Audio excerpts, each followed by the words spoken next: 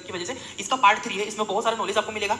जो स्टूडेंट यहाँ पे नर्सिंग है, जीएनएम है, फार्मेसी है, बीएमएलटी डीएमएलटी के स्टूडेंट, एक्सरे के, ऑपरेशन थिएटर वालों के लिए भी इंपॉर्टेंट है। मुझे कमेंट में पूछते हैं ओटी के है नहीं है, ओटी के भी इंपॉर्टेंट है। ओटी के बहुत सारे एमसीक्यू आएंगे, डिस्कस करेंगे मेडिकेशंस के बारे में, बीमारियों के बारे में, गायनिक के बारे में, नर्सिंग जीएनएम, मतलब यार इससे ना पूरा कवर हो जाता है। जो प्रैक्टिशनर हॉस्पिटल, जो डॉक्टर की प्रैक्टिस करते हैं, प्रैक्टिशनर है, उनको भी एमसीक्यू समझना चाहिए, उनके लिए भी इंपॉर्टेंट है। और भी बहुत सारे पार्ट यहाँ पे आएंगे। थर्ड पार्ट है, पुराने देखने हो तो हमारे ऑल एमसीक्यू करके प्लेलिस्ट बनी हुई है, वहां पे जाओ, 1 2 3 मिल जाएंगे आपको। ठीक है गाइस, स्टार्ट करते गाइस।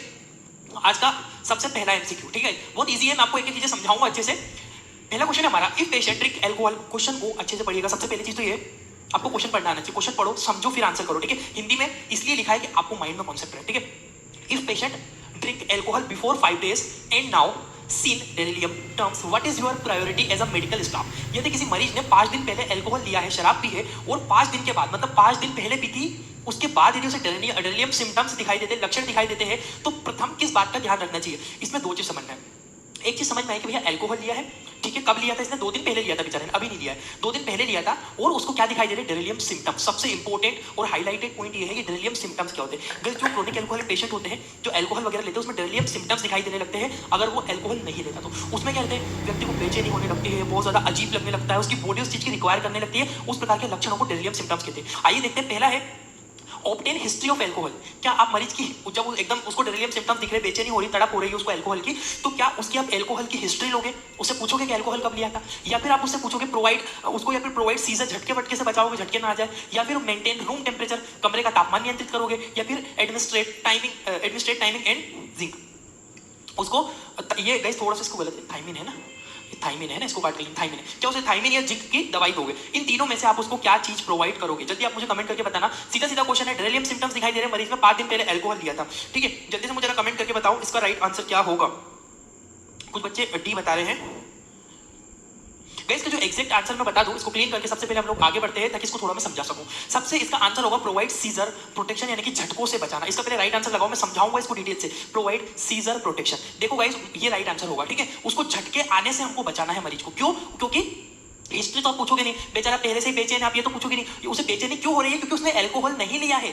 आपको समझने की जरूरत नहीं, स्मेल से समझ में आएगा अल्कोहल लिया है कि नहीं। तो हिस्ट्री तो हो गया गलत भैया, कि हिस्ट्री से कोई लेना देना नहीं है इसका। मेंटेनिंग रूम टेम्परेचर, भैया सबको रूम टेम्परेचर मेंटेन करना है, फालतू की बात है। एडमिनिस्ट्रेट थाइमिन, ये थाइमिन है, थाइमिन इसको देना है, जिंक इंजेक्शन। तो गाइस ये भी गलत हो जाएगा। क्यों? क्योंकि ये वाला इंजेक्शन यदि मरीज ने अल्कोहल लिया है, कभी वो अल्कोहल लिया है, तो उसको अल्कोहल का मेंटेनेंस करने के लिए हम लोग जिंक थाइमिन का इंजेक्शन देते हैं। तो इसका जो राइट आंसर है गाइस, प्रोवाइड सीजर, यानी कि मरीज को सीजर या झटकों से हमें बचाना है। देखिएगा ऐसा क्यों? क्योंकि delirium terms means patient feel dizziness and hallucination. मतलब जो मरीज होता है ना भैया, मरीज को क्या होगा? मरीज को बेचैनी होगी, मरीज को बेचैनी के साथ में क्या होगा? उसको वहम होने लगेगा, वो बेचैन हो जाएगा। तो उस कंडीशन में मरीज को झटके भी आ सकते हैं। तो सीजर से बचाने के लिए हम लोग यहाँ पे हम लोग उसको सीजर से, 1 मिनट गाइस, सीजर से बचाने के लिए हम लोग उसको ध्यान रखेंगे। तो इसका राइट आंसर होगा। आगे बढ़ता हूं मैं।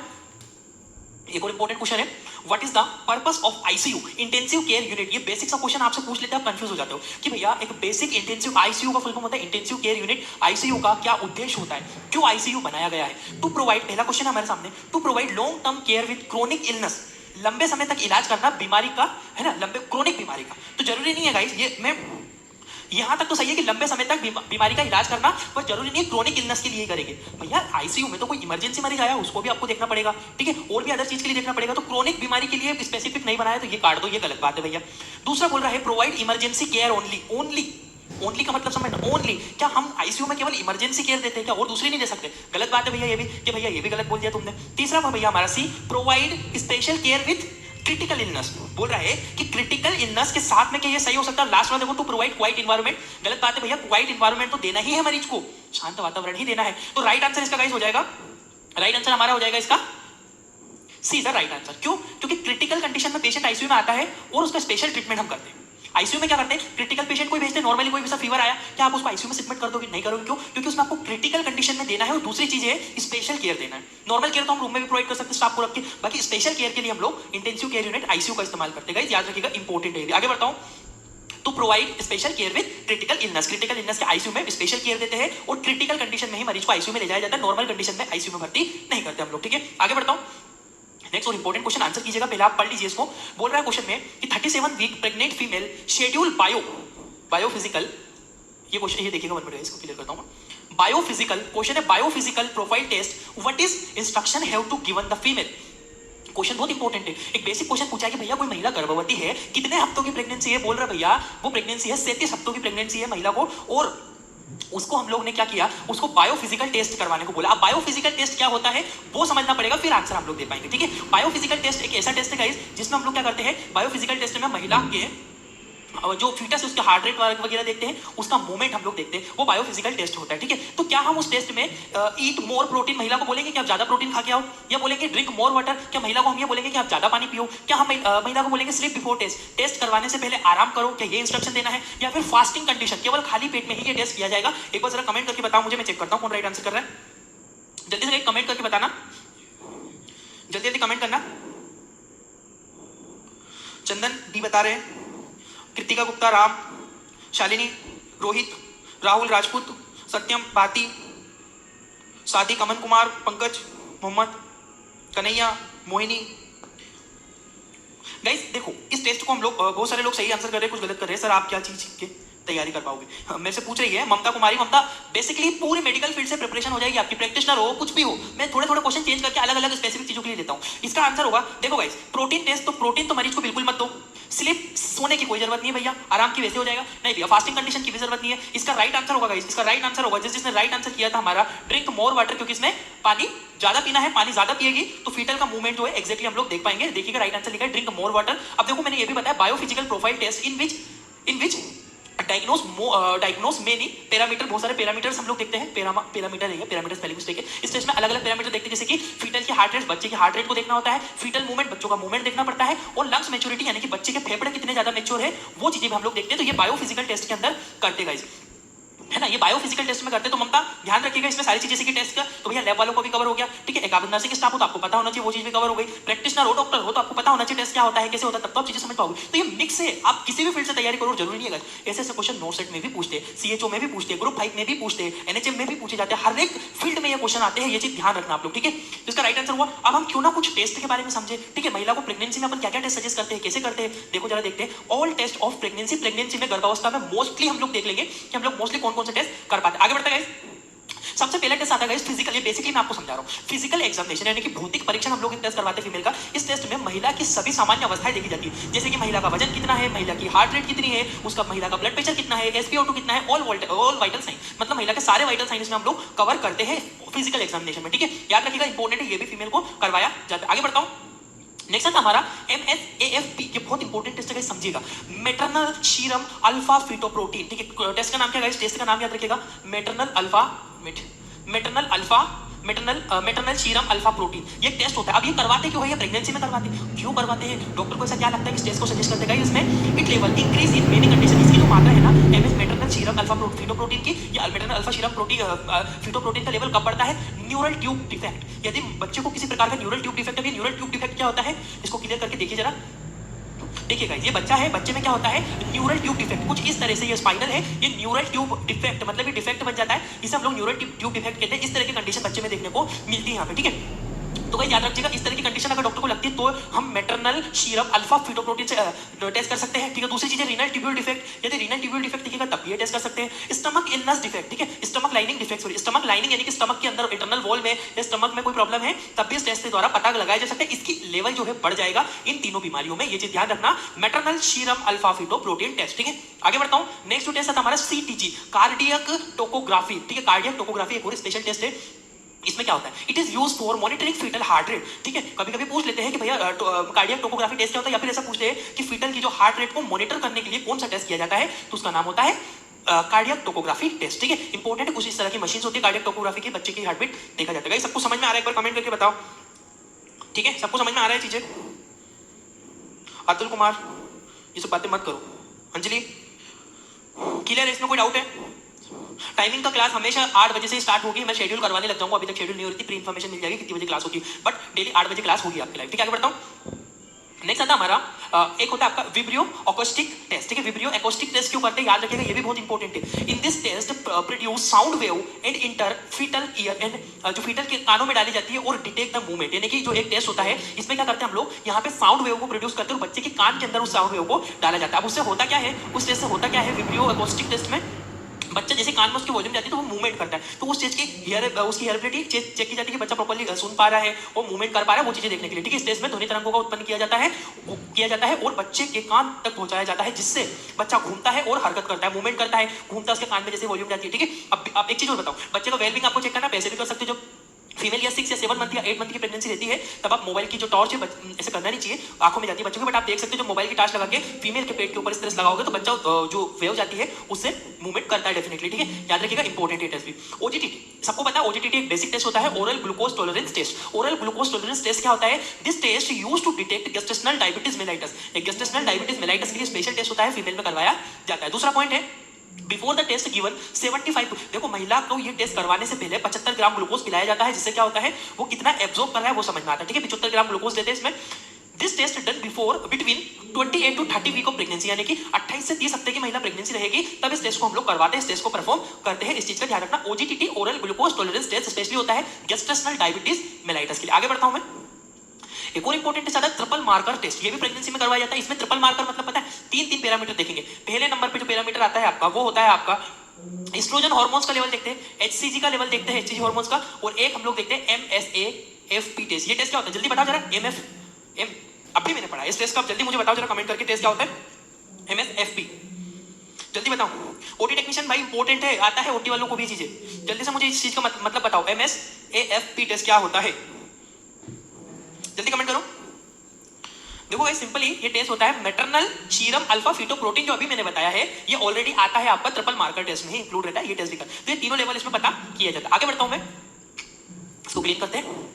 हाँ, एक और इंपॉर्टेंट और महत्वपूर्ण क्वेश्चन यहाँ पे पूछा गया है कि surgically creating an opening into an organ. समझिएगा, क्वेश्चन बहुत इंपॉर्टेंट है। क्वेश्चन पूछा है surgically creating an opening into an organ और space is the body by sharp instrument is known as, यानी कि हम शरीर में सर्जिकल प्रक्रिया के दौरान जो कट लगाते हैं, अंग को काटते हैं धारदार वस्तु से, जो भी हमारे इंस्ट्रूमेंट रहते हैं उसे कट करते हैं, तो उसे क्या कहते हैं? क्या उसे लैक्रिकेशन कहते हैं, क्या उसको एब्रिवेशन कहते हैं, क्या उसको पंचर कहते हैं, या फिर उसको इंसिजन कहते हैं? जल्दी से बेसिक क्वेश्चन पूछा मैंने कि कभी भी शरीर में कोई कट लगाया जाता है तो उसे क्या कहते हैं? क्या लैक्रिकेशन, इंसिजन, पंचर या एब्रिवेशन? जल्दी से आप लोग मुझे कमेंट करके बताइएगा। इसका राइट आंसर होगा गाइस इंसिजन। देखिएगा, बताता हूं, इन तीनों को भी समझाता हूं मैं, ठीक है।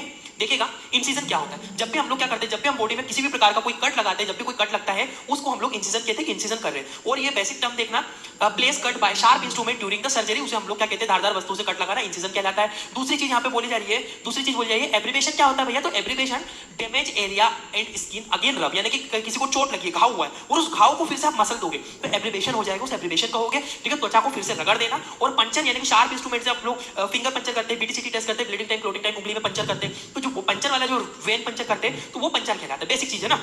तो इसका जो राइट आंसर होगा इंसिजन होता है, जब भी कोई सर्जरी होती है, कट लगाया जाता है उसे इंसिजन कहते हैं। और एब्रिवेशन होता है यानी कि लगी हुई चीज में रब कर दोगे, और पंचर का मतलब होता है गाइस किसी भी चीज को प्रिक करना। आगे बढ़ रहा हूं मैं। नेक्स्ट एमसीक्यू आता हमारा, the inflammation phase of wound healing will be take time, यानी कि घाव जो है ना, घाव भरने में जो घाव भरने की प्रक्रिया होती है उसमें इन्फ्लामेशन वाला जो फेज 2 होता है वो कितने टाइम में चालू हो जाता है? यानी कि आप साइकिल चला रहे हो, साइकिल से गिर गए, आपके पैर में चोट लग गई, तो उसमें इन्फ्लामेशन होती है, रेडनेस होती है, कितने टाइम में होती है? क्या 1 साल लगता है, या 1 से 4 दिन लगते हैं, या 21 दिन लगते हैं, या 5 से 20 दिन लगते हैं? इसका जल्दी से कमेंट करके बताओ, इसमें चेक करना हूं कौन कौन कमेंट कर रहे हो। जल्दी से इसका कमेंट करके बताओ। बेसिक क्वेश्चन मैंने पूछा, बहुत ज्यादा वो नहीं पूछा आपसे मैंने, जल्दी से कमेंट करके बताओ।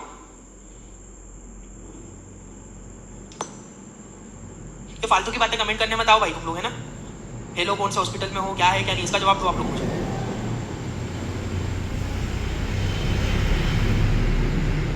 हाँ, 1 से 4 दिन राइट आंसर है। बहुत सारे लोगों ने सही आंसर दिया 1 से 4 दिन, यानी कि कोई भी, थोड़ा सा समझ लो इसको, यानी कि कोई भी हमारे शरीर में या कहीं भी चोट लग गई, हाथों में लग गई, पैर में लग गई, तो जब भी चोट लगती है तो क्या होता है? सबसे पहले हिमोस्टेसिस होता है। हिमोस्टेसिस का मतलब, एक एक पॉइंट का मतलब समझना, एक एक पॉइंट इंपॉर्टेंट है। पहले होता है हिमोस्टेसिस। हिमोस्टेसिस का मतलब होता है चोट लगने पर ब्लड बाहर निकलता है, तो ब्लड जैसे बाहर निकलता है तो उसको ब्लड को मेंटेन करना पड़ता है, हिमोस्टेसिस होता है। दूसरी फेज में आपका इन्फ्लामेशन, यानी कि लाल लाल हो जाएगा। इन्फ्लामेशन के बाद आपकी और अदर प्रोसेस चालू होती है। तो हमने पूछा था जैसे कि इन्फ्लामेशन कितने टाइम में होता है, तो राइट आंसर 2 से 4 दिन में स्टार्ट हो जाता है। आगे बढ़ता हूं मैं। हाँ, एक और इंपॉर्टेंट क्वेश्चन आया, ध्यान दीजिएगा।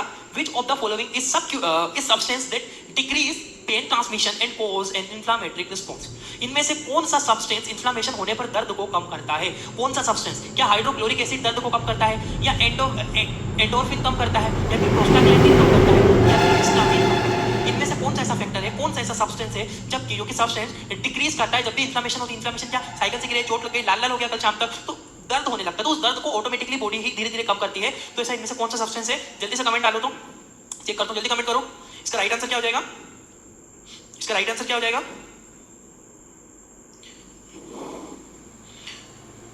सर मेरी इंग्लिश थोड़ी कमजोर है, मनीष डाडर बोल रहे हैं। तो यहाँ कहाँ इंग्लिश भी हिंदी भी भाई, मैं कहाँ अंग्रेजी में पढ़ रहा हूँ, पढ़ो ना, हिंदी में लिखा हुआ है, ठीक है। तो इसका जो राइट आंसर होगा वो होगा हमारा एंडोर्फिन। एंडोर्फिन क्या होता है? Relief pen during the inflammation, यानी कि हमारे शरीर में कभी भी इन्फ्लेमेशन होती है तो एंडोर्फिन रिलीज होता है, और एंडोर्फिन क्या करता है? हमारे दर्द को थोड़ा सप्रेस करता है, कम करता है। बात करें हिस्टामिन की, तो गाइस हिस्टामिन क्या होता है? हिस्टामिन जब भी हमारी बॉडी में एलर्जी होने वाली होती है तब हिस्टामिन काम करता है। और हिस्टामिन रिलीज होने का कारण क्या है? क्योंकि हिस्टामिन मेनली रिलीज कहां से होता है? वो होते हैं हमारी मस्ट सेल से, ये मैंने पहले बताया हुआ है, ठीक है। प्रोस्टाग्लैंडिन बहुत सारे काम करते हैं, ब्लड क्लोटिंग का भी में मदद करवाता है, ठीक है। आगे बढ़ता हूं मैं। हाँ, नेक्स्ट क्वेश्चन आता हमारा मैकेनिज्म बिहाइंड द, जो एक मैकेनिज्म पूछ रहा है आपसे कि एक्यूट इन्फ्लेमेशन जो होती है उसमें जो होता है कि क्या देखने को मिलेगा आपको? Mechanism behind the characteristic feature of the acute inflammation. Acute मतलब होता है अभी अभी, दो वर्ड होते हैं देखो, एक होता है एक्यूट, एक होता है क्रोनिक। तो एक्यूट यानी कि अभी अभी कोई इन्फ्लेमेशन हुई है तो उसमें आपको क्या देखने को मिलेगा? रेडनेस एंड पेन, क्या दर्द होगा या लाल हो जाएगा? वोमिटिंग, उल्टियां आने लगेगी, या वेसोडाइलेशन होगा, या फिर डायरिया हो सकता है? इनमें से क्या होगा गाइस? सब ज्यादातर बच्चे इसका आंसर ना रेडनेस एंड पेन करेंगे क्योंकि इन्फ्लेमेशन में देखने को मिलता है। बट क्वेश्चन पूछा क्या है वो पढ़ लो पहले। क्वेश्चन पूछा है कि भैया characteristic feature in inflammation, acute inflammation, ये रहा एक्यूट इन्फ्लेमेशन। एक्यूट इन्फ्लेमेशन में इसने पूछा भैया, एक्यूट इन्फ्लेमेशन में याद रखना वेसोडाइलेशन होता है। एक्यूट इन्फ्लेमेशन में वेसोडाइलेशन क्या है थोड़ा सा समझ लो। वेसोडाइलेशन मतलब होता है नॉर्मल ब्लड वेसल्स होती है, ये वेसोडाइलेशन जब क्या होता है? नॉर्मल ब्लड वेसल ऐसे होती है, ये वेसल्स जो है डायलेट हो जाती है। डायलेट होने से इंक्रीज ट्रांसपोर्ट ऑफ ऑक्सीजन का बढ़ जाता है, न्यूट्रिएंट्स ग्लूकोज का बढ़ जाता है, और डिक्रीज हो जाता है ब्लड प्रेशर। और एक क्वेश्चन ये भी आता है कि ब्लड प्रेशर भी डिक्रीज हो जाता है, इस क्वेश्चन में पूछा जा सकता है एक्यूट इन्फ्लेमेशन में जो ब्लड प्रेशर का लेवल डाउन होता है। नेक्स्ट क्वेश्चन है साइटोकाइनेसिस ऑकर्स। साइटोकाइनेसिस इनमें से किसमें होती है? जल्दी कमेंट करके बताओ, मैं साइटोकाइनेसिस को समझाऊंगा फिर। जल्दी कमेंट करो जरा, साइटोकाइनेसिस क्या है? साइटोकाइनेसिस क्या है? साइटोकाइनेसिस में इनमें से कौन सी जगह पे साइटोकाइनेसिस होती है? कौन सा बेच चल रहा है? बेच कुछ नहीं होता भैया, हमारे यहाँ सीधा बेसिक मेडिकल नॉलेज जिसमें फार्मेसी, नर्सिंग, जीएनएम, पैरामेडिकल सब पढ़ते हैं और बिल्कुल बेसिक चीज हम लोग लेते हैं। और ये क्वेश्चन हर एक मेडिकल एग्जामों में कहीं ना कहीं घुमा के पूछ जाते हैं, ना कोई बेच ना कुछ, सब स्पेसिफिक नहीं है हमारे लिए, ठीक है। सबके लिए कवर करते हैं सब चीजें, है ना। अच्छे से समझ में नहीं आता है, मैं तो पूरी कोशिश कर रहा हूँ। इसका जो राइट आंसर होगा गाइस ऑल ऑफ दिस, ठीक है। देखो पहले साइटोकाइन, इसका राइट आंसर चिपका लो पहले, तो फिर बोलोगे sir right all of this, ठीक है। इसका all of this right answer होगा, है ना, सभी में होता है, ठीक है। न्यूट्रोफिल में भी साइटोकाइनेसिस होता है, वो भी साइटोकाइनेसिस करती है, बी लिम्फोसाइट भी करती है, एंडोथेलियल सेल्स भी करती है। देखिएगा जरा साइटोकाइनेसिस क्या होता है, ऑल ऑफ दिस उसका राइट आंसर है। साइटोकाइनेसिस में क्या होता है? साइटोकाइनेजन होते हैं, सेल्स क्या होती है अपने अंदर से कुछ ऐसे पदार्थ को उसके अंदर जो उपस्थित रहता है उनको रिलीज करती है, और यहाँ पे जो टारगेट सेल यानी कि जो बैक्टीरियल वायरल जो इन्फेक्शन हुआ उसके ऊपर जाता है, रिसेप्टर से बाइंड होता है, उसको तोड़ देता है, डीएनए को रप्चर कर देता है, साइटोकाइनेसिस। देखिएगा inflammation of a tissue is called, बहुत इंपॉर्टेंट क्वेश्चन है। बोल रहा है कि इन्फ्लेमेशन ऑफ टिश्यू में अगर इन्फ्लेमेशन हो गया है तो उसे क्या कहोगे? एब्सेस कहोगे, सेलुलाइटिस कहोगे, बॉयल्स कहोगे, या अल्सर कहोगे? जल्दी कमेंट करके बताओ, ये बहुत बेसिक क्वेश्चन है गाइस। फटाफट सभी लोग कमेंट करेंगे, जो वीडियो को देख रहा है सब लोग लाइक कर दो, सब लोग लाइक कर दो वीडियो को जो देख रहा है। और इसका मुझे जल्दी आप कमेंट करके बताओ कि इन्फ्लेमेशन यदि टिश्यू में, ऊतकों में इन्फ्लेमेशन हुई है तो क्या कहोगे? स्टेटस 4 बीम भाई क्लास का जो टाइम है वो है 8 बजे से स्टार्ट होती है अपनी, ठीक है। इसको कमेंट करके बताओ, 8 बजे से भाई, 8 बजे से क्लास स्टार्ट होती है। एब्सिस, बहुत सारे लोग एब्सिस बोल रहे हैं। सेलुलाइटिस, बॉयल्स या अल्सर, इसका राइट आंसर मैं बता दूं सेलुलाइटिस होता है। सेलुलाइटिस का मतलब क्या होता है समझिएगा, है ना। देखिएगा मैं इधर ही बता देता हूं आपको। Inflammation in tissue is called cellulitis. Cellulitis का मतलब होता है कुछ रेड रेड हो जाना पूरे सेल्स जो है टिश्यू की, सेल मतलब होता है यार बहुत सारी सेल मिलेगी तो ऊतक बनेगा, तो सेलुलाइटिस कहते हैं इसको। और अगर एब्सिस की बात करें तो एब्सिस का मतलब होता है, पहले इसका राइट आंसर क्या है पहले समझ लो, कंफ्यूजन मत होना। Cellulitis is the right answer, ठीक है। राइट आंसर इसका, टिश्यू में इन्फ्लेमेशन को सेलुलाइटिस कहते हैं। और दूसरे वर्ड समझा देता हूं, एब्सिस का क्या मतलब होता है? When tissue rupture and form पस, यदि ऊतक टूट गए हैं और पस यानी कि मवाद टाइप का बन रहा है तो उसे हम लोग एब्सिस कहते हैं। और बॉयल्स किसको कहते हैं? कि भैया tissue when first form and it when पस फॉर्म, ये फर्स्ट फॉर्म नहीं गाइस, है ना, एक मिनट गाइस, ये पस है। जब पस बनने लगता है और वो बम्प हो जाता है, जैसे फुंसे टाइप की, जैसे बाल तोड़ वगैरह हो गया तो उसे बम्प हो गया, उसे बॉयल्स कहते हैं, ठीक है। एब्सिस का मतलब होता है कि यानी कि टिश्यू रप्चर हो चुका है, उसमें पस बनने लगा है। सेलुलाइटिस का मतलब होता है टिश्यू में बन रहा है, और एब्सिस का मतलब होता है व्हेन टिश्यू रप्चर, टिश्यू हुआ है, ठीक है, टिश्यू रप्चर हो जाता है, ठीक है। थोड़ी बहुत स्पेलिंग मिस्टेक होती है, please try to understand, typing में हो जाता है कहीं ना कहीं मिस्टेक, तो आप देखिएगा। नेक्स्ट क्वेश्चन हमारा आता है, the blood vessels in the umbilical cord consist, है ना, अम्बिलिकल कॉर्ड जो होती है कितनी ब्लड वेसल्स उसके अंदर पाई जाती है? उसके अंदर 2 आर्टरी एंड 1 वीन होती है। क्या उसके अंदर 2 वीन एंड 1 आर्टरीज होती है? क्वेश्चन समझ लो पहले, है ना, पढ़ लो आप अच्छे से। क्वेश्चन में पूछा गया एक बहुत ही बेसिक सी चीज पूछी हुई है भैया क्वेश्चन में कि जो ब्लड वेसल्स है वो जो अम्बिलिकल कॉर्ड में, अम्बिलिकल कॉर्ड जो फीमेल के अंदर बच्चे से बंधी हुई रहती है, उस अम्बिलिकल कॉर्ड में कितनी ब्लड वेसल्स होती है? तो राइट आंसर होगा इसमें, सिंपली देख लो, 2 आर्टरी एंड 1 वीन। जूम करता हूं, ये उसका क्रॉस सेक्शन है, इंटरनल स्ट्रक्चर, जैसे ऐसे ऐसे बीच में से काटोगे तो कुछ इस तरह से, यहाँ पे वीन नीले कलर की वीन दिखाई दे रही है, चाहिए 2 आर्टरीज। तो 2 आर्टरी एक वेन होती है, ये 3 ब्लड वेसल्स हमारी इसके अंदर पाई जाती है। तो इसका राइट आंसर क्या हो जाएगा? इसका हो जाएगा 2 आर्टरी एंड 1 वेन। तो 2 arteries and 1 when, A is the right answer. ठीक है, ये हो गया हमारा राइट आंसर। ठीक है, आगे बढ़ता हूं मैं। गाइस कमेंट करते रहिए सब लोग ताकि समझ में आएगी चीजें। Which of the following is sign of toxemia of pregnancy? Pregnancy में टॉक्सेमिया हो गया। पहले समझना यह है कि टॉक्सेमिया क्या होता है। ठीक है, पहले क्या चीज समझना है कि टॉक्सेमिया क्या होता है। आपको समझ में आ रहा है सबको? मेरी वॉइस शायद मुझे ऐसा लग रहा है कहीं ना कुछ प्रॉब्लम है आज। टॉक्सेमिया का मतलब क्या होता है? जल्दी कमेंट करके बताओ जरा, टॉक्सेमिया का मतलब क्या होता है? टॉक्सेमिया का मीनिंग क्या होता है? What is meaning of toxemia? Question यही है कि which of the following is a sign of toxaemia in pregnancy में टॉक्सेमिया का क्या लक्षण है। तो पहले टॉक्सेमिया को समझना पड़ेगा, टॉक्सेमिया होता क्या है वो चीज आप मुझे कमेंट करो और बताओ जल्दी। हाँ गाइस, जो बेसिक बहुत सारे लोग कमेंट कर रहे हैं, टॉक्सेमिया का मतलब होता है टॉक्इमिया।